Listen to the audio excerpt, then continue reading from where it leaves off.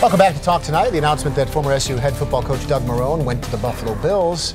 Well, then it followed with a few more announcements that he's dragging most of. In fact, I think they hired an orange minivan, and somewhere between Rochester and Buffalo, it turns into Buffalo Bills blue, red, and white with a streak down the side.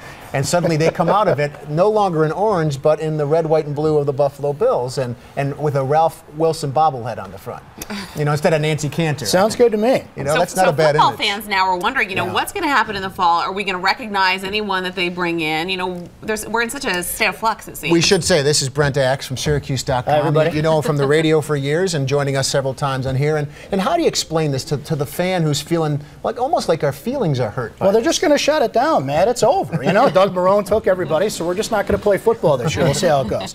Now, look, this is what happens in football. Coaches hire their friends. They hire who they know.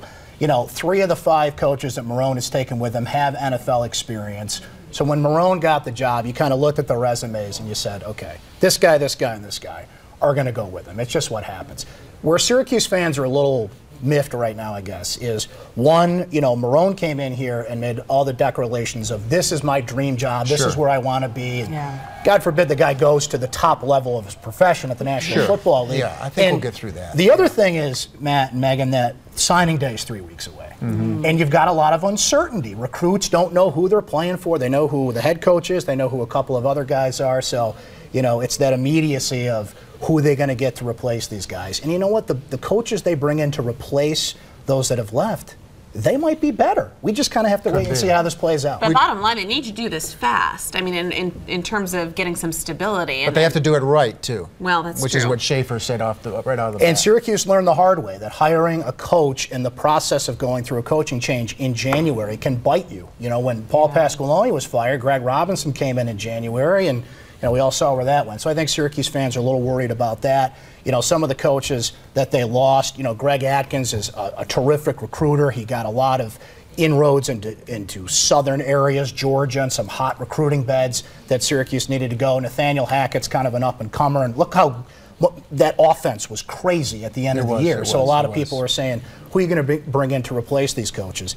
It looks like they're going to bring in a couple of names that can help soften the blow, Matt. I mean, we're hearing that George McDonald, who was a wide receivers coach at Miami and Arkansas, is going to be the offensive coordinator. He was named one of the top recruiters in the country last year, kind of runs a similar style offense that Nathaniel Hackett ran at Syracuse. Tim Lester is being brought in as the quarterback's coach. Yeah, I want to ask you before we run out of time, we're in the middle of basketball season, and here we are, second one in a row. We're in academic ineligibility. James Sutherland, who is really a crowd favorite. He's been here 4 or 5 years. Why is this happening? What's going on? You know, is there any way to put a finger on that? It is a pattern. Jim Boeheim said something the other day that really struck with me. In 37 years as head coach, he's had 2 players that this has happened to. And they've been in the last 2 years. Yeah. So is it just a freak coincidence, or is there something going on here with this? But, Matt, I put it on the players. You know, their job is to stay eligible. They have all sorts of resources available to them. Tutors and coaches check on these guys. They have people on staff. Their job is to make sure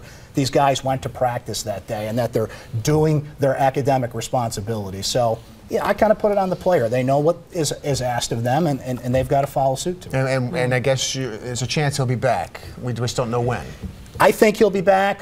The question is when. It won't be for Louisville this Saturday, and that's the #1 team in the country. SU Athletics, they've been so busy, their phones have been ringing off the hook, it seems, for the last I would not want to be the receptionist there these days. That's for sure. Although you're dressed nicely, you'd be a terrific receptionist. Absolutely. You know, the last time I wore a tie, I think it was my wedding. Don't sell yourself short. Thank you, Brent. Syracuse.com. You can see his stuff all the time and on Twitter, too. As always, thank you for participating in the Talk Tonight. Remember, you're always invited to join the conversation. I'm going to take all of Megan's lines here. Sorry, Megan. Go on our Facebook page and comment anytime at all. Megan, this is all yours here. All right, let's talk about